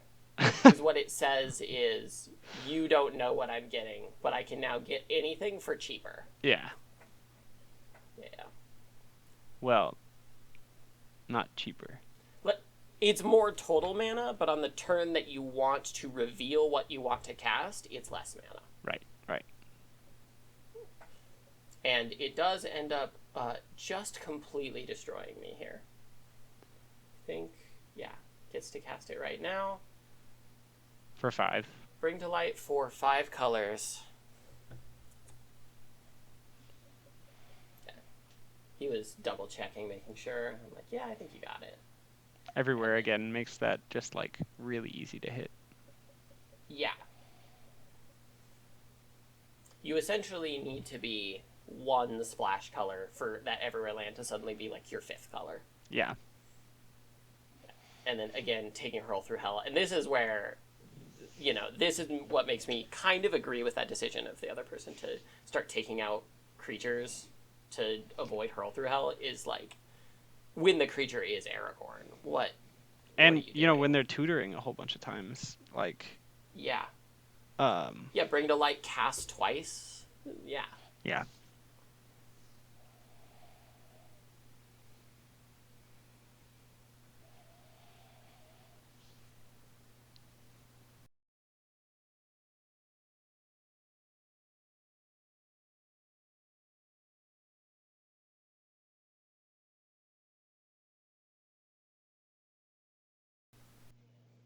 This, we're coming up on a very interesting interaction, so I'm going to have to try to talk through it because there's like a lot of decisions that happen. Mhm. I try to let my creature flip, so I don't cast anything on my turn. I have a couple of instants in hand. Mhm. And I try to respond to the first Aragorn trigger because I only have one piece of interaction that really hits it, and it is the Kaya's Guile. So I'm going to have to try to get Aragorn to sack. And I want Dustin to act first so that Dustin doesn't make a token in response to what I'm doing. Yeah. Yeah. That makes a lot of sense. Yeah.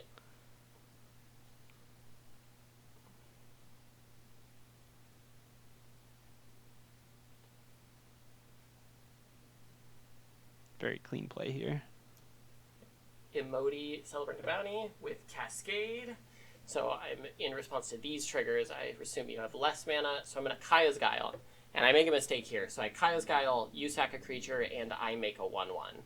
And I've already seen this card in the deck, so I should have known this was going to happen, but I did not quite think about this. I go, you have to cast a white card in instant speed. That's the only way I lose from here. And I was wrong. You cast expansion to copy my Kaya's Guile. And then because my Kaya's Guile said make a 1/1, because you chose to make a could 1/1. sack that 1/1 to the sack trigger. Oh my goodness. And I just get completely blown out. Yeah, And hosed. then there is still all of the Aragorn triggers on the stack. So it's going to take a little while to go through, but I'm going to get 3'd from this Aragorn. There's going to be multiple scry triggers from all the blue spells on the stack. There's still the Emoti Cascade trigger to happen, but we're going to scry before the Cascade trigger. So Dustin's got a pretty clean setup here. was the entire game. And yeah, hit Flame of Valnor, kill my only useful creature. I had to sack my other 2/2 to the Kaya's Guile that was copied. There are now 2 4/4 triggers on Aragorn, so it's a whatever it is, something huge, 13/13. And I've already taken 6 from the various red burn triggers. Mm-hmm. And this is one of those cases where, like, technically you're blocking, but really you're just like you're throwing stuff in front of the bus. Yeah. Unfortunately, from this point, it's really just about bleeding out because that was my best piece of interaction.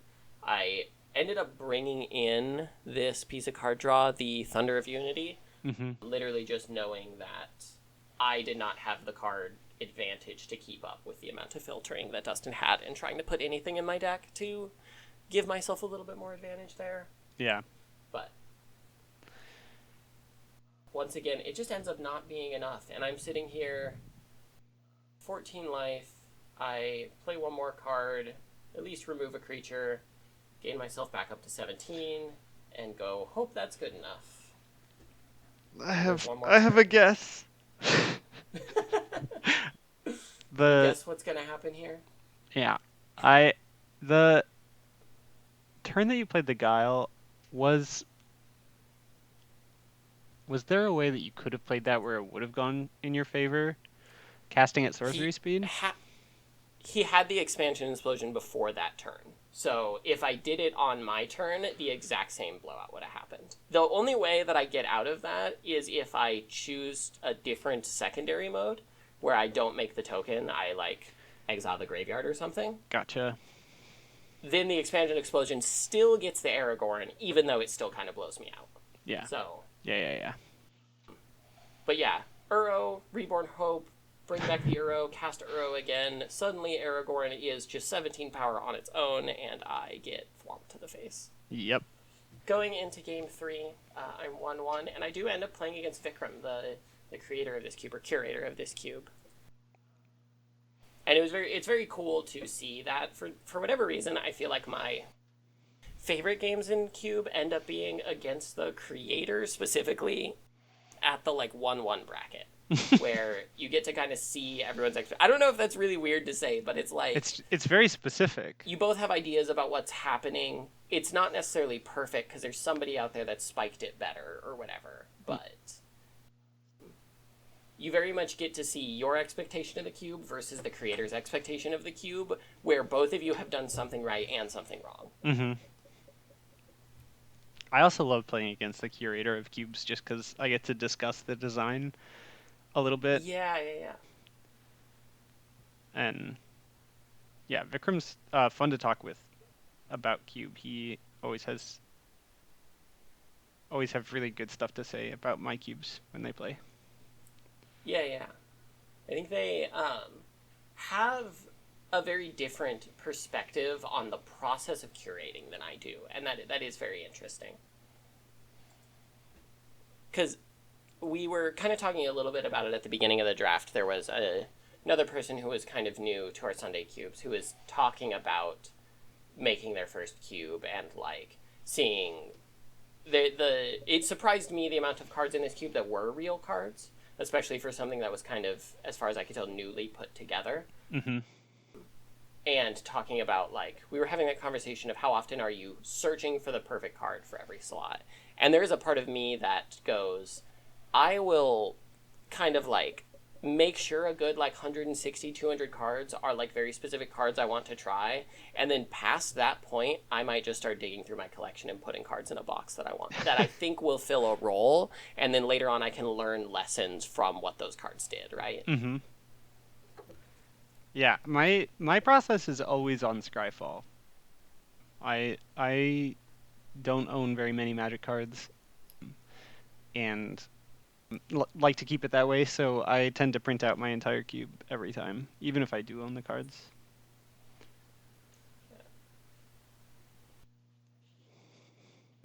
I think the limitation just creates a space for you to have unexpected things happen is why I do that occasionally. And I don't do that every time or necessarily with everything I'm doing. I have made cubes from scratch all on Scryfall, Mm-hmm. but even occasionally curating those cubes or editing them, I'll just add in some cards that I happen to have and think are interesting and want to see what happens. Yeah, I think that's a really great way for discovery because you're never going to think of every angle on on a theme or think of every card. So some cards just aren't related to the theme at all, but just fit in the space incredibly well, and it's just hard to find those cards. Oftentimes I finish my cube and I don't have enough removal in it, and I know that.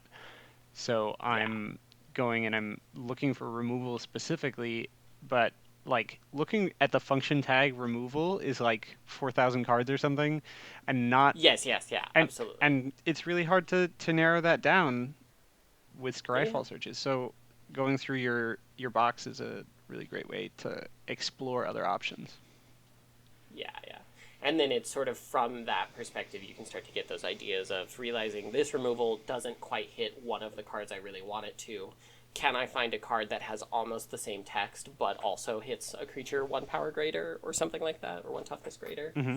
Is a perspective you can put yourself in to be able to hone that search. Yeah. But Vikram definitely seems to be a person who kind of goes the other way, where they, from what I could tell talking to them, have very specific goals they want for most slots from the beginning and try to really hone that in before their first draft. Gotcha. They also just like prefer a style of card that I don't particularly care for.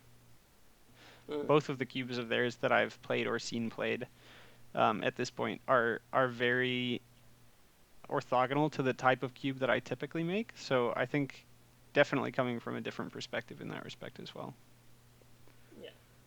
I will say that this cube had so many cards that I hadn't ever read before, like way more than I had expected. Mm-hmm. Both of these cards being one, Aang at the Crossroads and Ignis Scientia. Scientia. God, I know I'm butchering that. But this definitely was really solidifying my belief that I had undervalued hitting land drops, because this entire pool that Vikram had curated was just putting 2 mana or 3 mana cards in play that draw a card or filter for a land drop or filter for another creature that then filters for a land drop. Like, yeah, the amount of value that got generated was crazy. Keeping the bomb count to just the best bombs, and having a lot of the deck be more value oriented. Yeah. Although Saheeli is definitely a bomb. Yeah.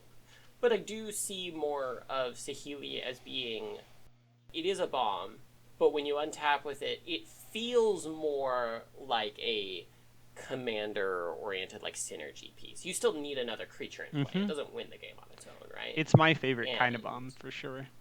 Yeah, yeah. I think that was the goal of this cube, or of this version of this cube for sure, and I was seeing it start to kind of come together of, okay, yeah, if you're copying Aang every turn and getting a new creature off the top of your deck, like, that is going to just completely overwhelm my Scarab God getting back Grist, which felt good, but was clearly not enough with what was going on that board. Yeah, you can see it in Vikram's card choices, like what he dreams or what they dream the cube is going to be, and like Kiyora's Follower is another card where I look at that and I'm like, oh, I love that card in other environments. Love Kira's Follower. It's one of my favorite cards ever. And honestly, it's one of my favorites because I think it's very scalable. I think if you put Kira's Follower in a very low power cube, it's going to feel good and not feel overwhelming. And if you put it in a very high power cube, it's still probably going to be played. Yeah. Like, it's just so versatile. It's still a 2-mana 2/2 at its worst. Like, I mean, at its worst is a 2-mana 2/2 dork, right? It always untaps lands. And that's pretty good. I would play that card even if it only hit lands.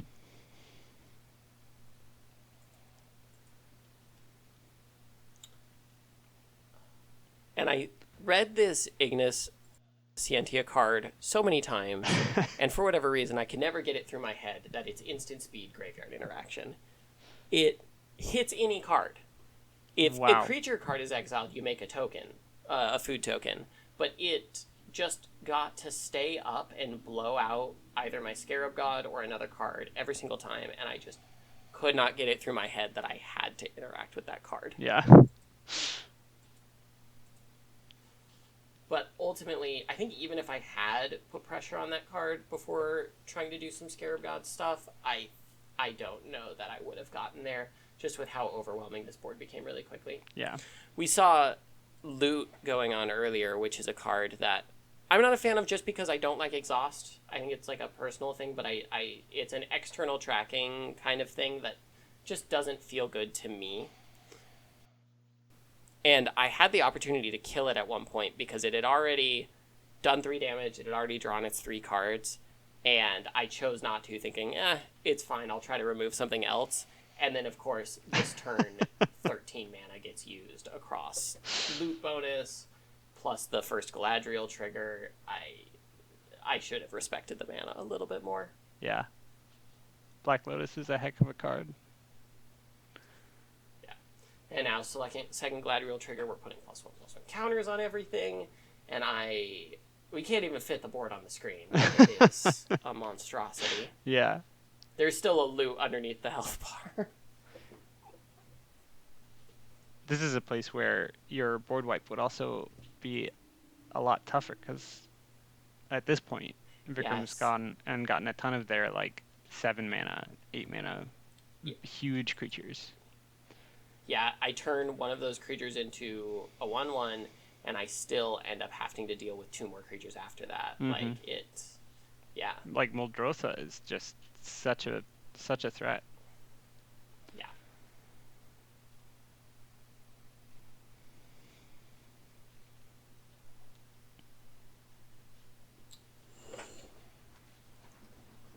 Yeah, and once again, activate Scarab God, trying to target Galadriel. Forget about the Ignis Scientia being able to exile it, and suddenly I'm sitting with 4 wasted mana on my turn, and it does not last much longer from here. Yeah.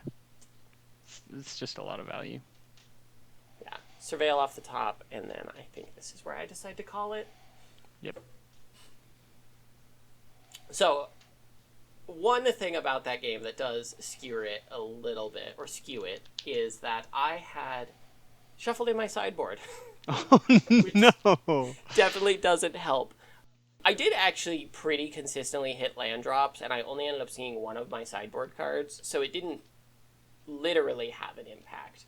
But it could have been so much more tilting if I was just hitting sideboard cards off the top the entire time. But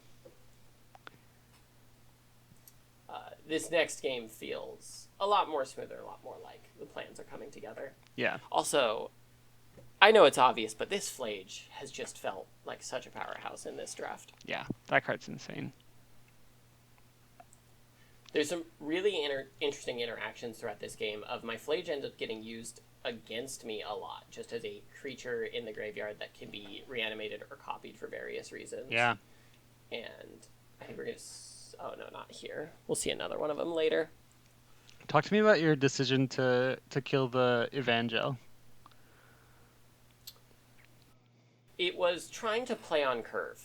My 3 mana plays are almost all pieces of removal. I have Grist, I have Philagi Wayfarer, and I have Indoraptor. And then otherwise, it's pieces of removal and Songcrafter Mage. Okay.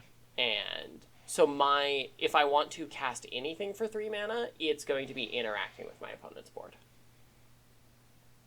There's a certain amount to which the draw discard already happened, and so there's not a whole lot of reason to kill it. That's what but I was do also thinking. think that creature having Menace, it's still going to do some damage over time. Yeah. But that might also go back to me overthinking like a sort of tempo aspect to these games and not just trying to survive and kill people from 20. It does feel like, especially with Vikram's like overabundance of cards that provide like lasting value, prioritizing like pieces that are gonna take them to their end game might be a better play than tempo plan. Yeah, for sure. And then, but there's also a part of me that's thinking about, I think, the ways in which everything on their board synergizes with itself. These, like, +1/+1 counters on everything, or I'm concerned a little bit about flickering permanents, and just so trying to keep the permanent count on board low feels somewhat correct to me still. I can see that. I think that I don't win the game if I can't swing through, so if there's a bunch of little... And it does have a play, huge body. Like, it attacks as a 3/3 and is a 2/3 exactly. by itself. So, for 2 mana, that's quite a bit. Did Vikram choose to go second when they chose? Because they have a ton of 2-drops. Well, I think that they did not. I think we had this conversation where there are decks that should, but neither of us were 100% sure on which decks were those decks. But I think you might be right that there's a world in which Vikram's deck is the deck that tries to go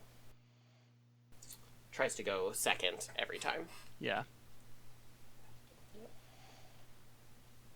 This Spider-Man card I had to read so many times. It is quite interesting. And it's not just because it's a Spider-Man card that I had to read it so many times. Yeah. But Superior Spider-Man, 4 mana, 4/4. It enters as a copy of any creature in a graveyard. except it's a 4/4 Spider-Man whatever Whoa. card. And when you do, you exile that card. So I just got my Scarab God cast from my graveyard. It's a body double that's better. Yeah. It's a body double that eats the thing it's copying. Yes. That's crazy. And it can target your opponent's graveyard as well. Yeah. It does make it a 4/4, so the Scarab God is smaller. This card was very, very impactful, for sure. Yeah. Does it still get the Scarab God's death trigger? Would it still go back? Yes, that was exactly there. It edited out there, but there was a conversation we had where does it still get the trigger? Do I cast this Maelstrom Pulse? Yes, it does. Okay, I think I still have to cast it anyways. Yeah.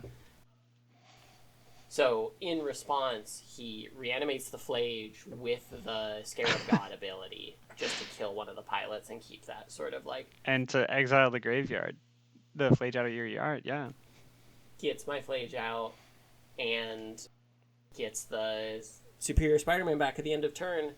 It was a lot of a reminder that my 1/1 removal is not as good as I expected it to be going in. Yeah. I think I was still benefiting from Vikram missing land drops for a couple turns before that interaction happened. And here's more graveyard interaction. Yeah.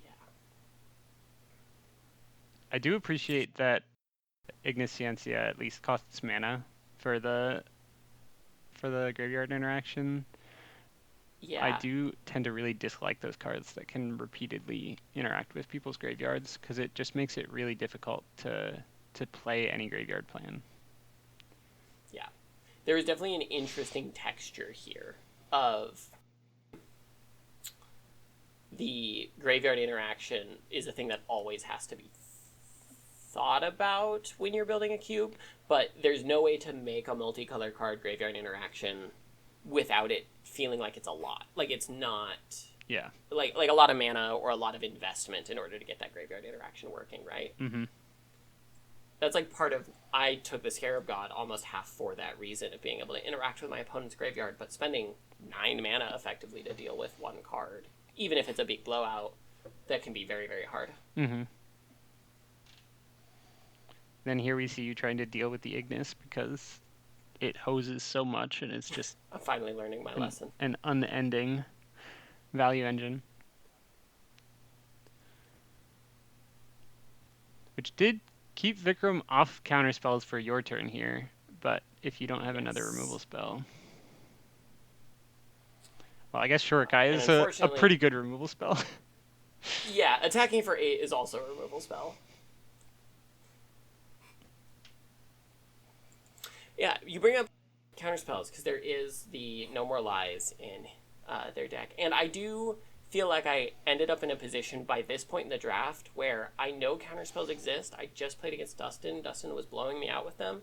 And I could not get myself to like think about or play around counter spells. Like here I know there's 1 mana up. I know that I'm safe. But when I'm looking at 4 mana, am I considering the density of what kind of counter spells are going to be happening? It just ended up being like too much for me to think about. Yeah, absolutely. But it looks like you're in a pretty clean position because Vikram being unable to build that snowballing board presence has really put you in a commanding position here.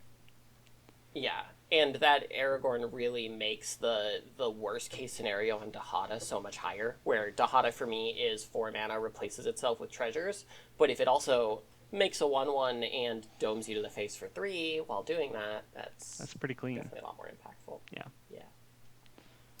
Also, Pawn Prophet, same thing as that Galleon Citizen. I love Pawn Prophet. Pawn Prophet. It's one of my favorite arts. Yeah, incredible. Frog Advisor is such a good type line.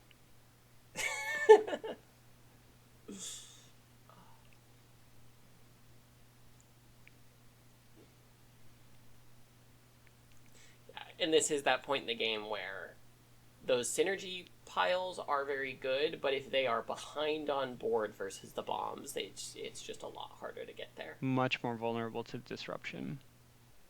Yeah. Because they require interlocking pieces rather than like 1 5-drop. to take home the game.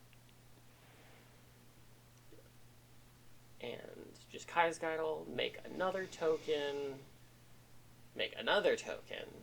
and suddenly this board state is looking quite Pretty overwhelming. lethal, yeah. Yeah.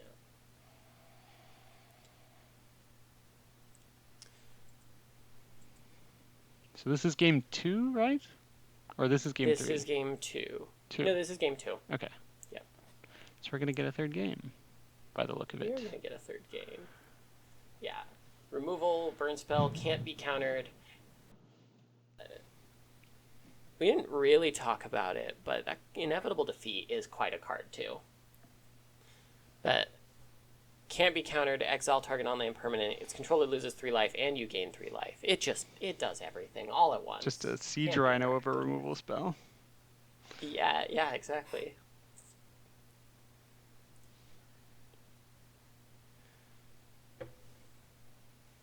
Thought Erasure. Thought Erasure is the perfect card for this environment. I love Thought Erasure so much. It's got to be one of the very few of this effect for a reasonable cost that's multicolor, right? Castigate. God, I love Castigate. Castigate is in this cube as well, and I definitely saw somebody casting it. That is incredible, yeah. Probably my actual #1 favorite art of all time. I love Castigate so much. But we get to finally see it there. Last game of the last match.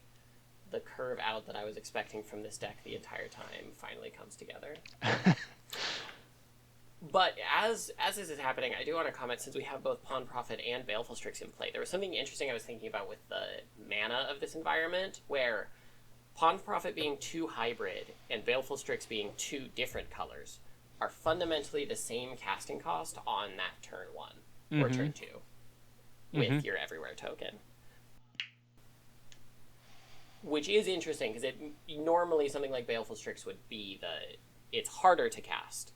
And that is theoretically why it has more pieces of text on it, why it does more things. But that doesn't quite come out 1-to-1 in this environment. And maybe it is somewhat, like you were saying, limited by what's available in multicolor cards across all time. Yeah. I think also, like, Baleful Strix is still technically harder to cast.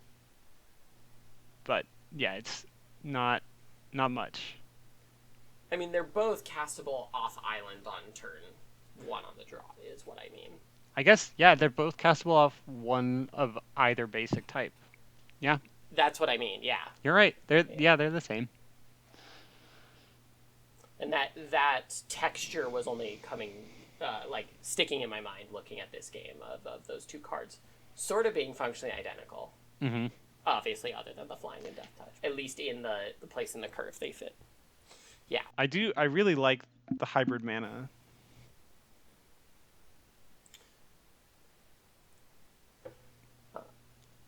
Yeah, this is the spot where that Infinity Guideline Station really finally gets to show itself, of just the amount of cards I have that can crew or station for large amounts of power. Mm-hmm. Just make that card basically a creature on its own. And a 7/15 flyer that draws multiple cards a turn is so much. Is so much. Yeah, cast my Niv Visit. Finish stationing it up to 12. Attack or 7 in the air. Yeah, 7 is just so much, and 15 is that I noticed that there was a lot of toughness-based removal, and board wipes in the cube. I'm not sure if that's a quirk of multicolor spells or just like a choice that Vikram is making, but it makes these really high toughness creatures just very difficult to deal with.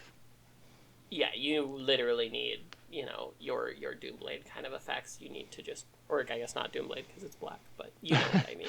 Yeah. Bedevil. There we go. Those kind of just hits anything cards are the ways you have to get rid of those. Yeah. The Death Touch here is a nice answer as well. Yeah. And ultimately, I do end up just swinging in, deciding that if we're trading permanents, my permanents are just more impactful. And I want the game to end before these synergy pieces really start to come together. Mm-hmm.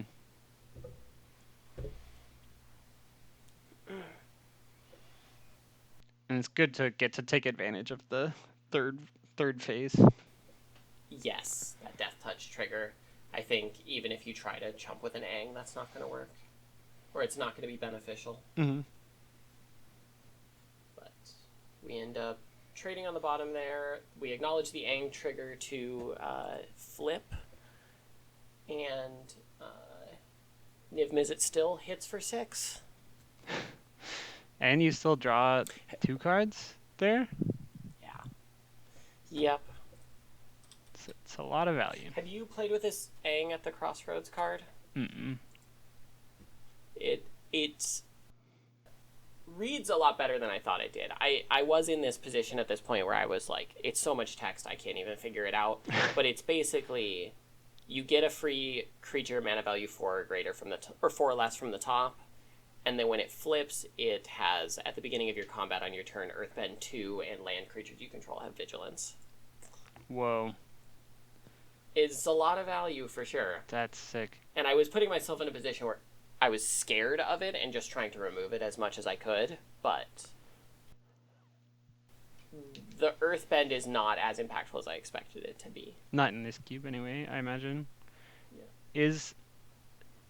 Can you Earthbend a creature or a land that's already a creature? Yes, but it would change its power and toughness, right? Well, it puts I counters. guess that's a layers question, but yeah, but it would still put the counters on it. I more mean, can you Earthbend the same land multiple times? Yes, like you can Earthbend an already Earthbended land. To a 4/4 with Vigilance. That's pretty good. Yeah. Aang is also colorless, which means that Aang can target your Niv Mizzet if need be. If need be, yeah. But it looks like your hexproof flyer is still doing pretty well for itself. Yeah. And it's being the one game where we do actually bring somebody down below 10 before the game ends. But I definitely felt really good about how these games played out. This third match really felt like what I was expecting from the cube and was quite interesting to see all of these kind of like layered interactions from both decks. I would love to see if more decks were closer to Vikram's than to yours, because I think, like, I love what Vikram is doing. These cards are all really cool.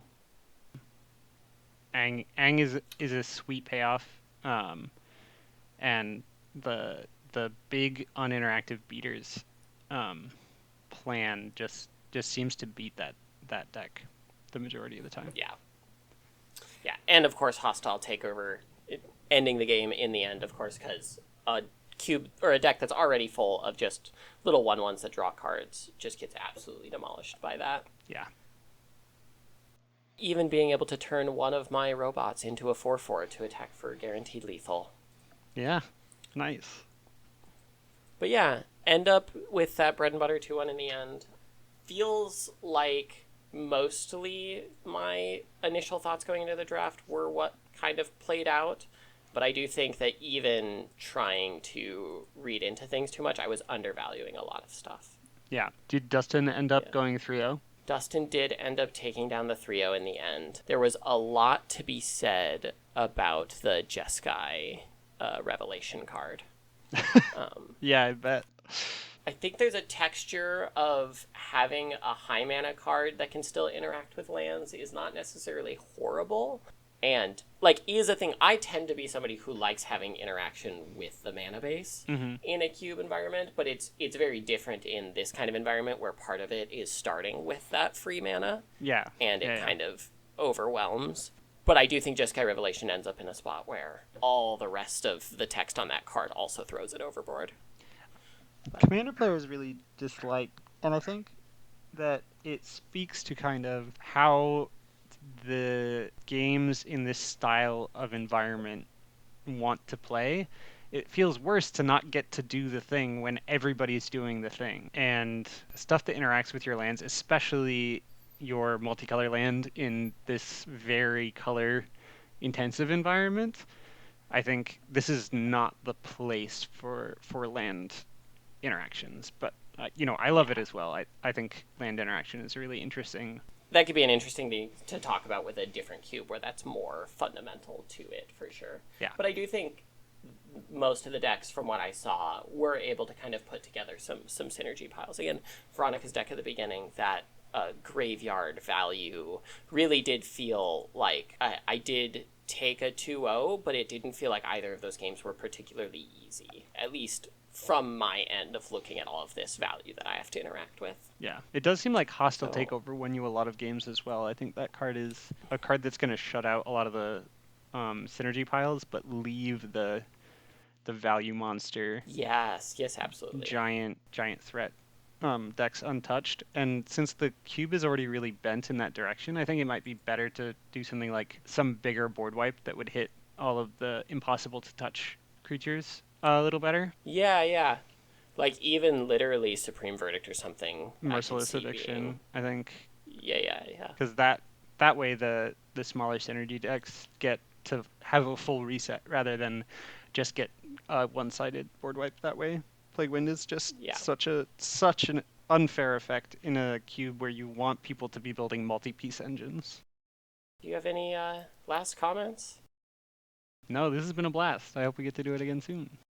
Thank you for joining me. Of course, I'll see you next time.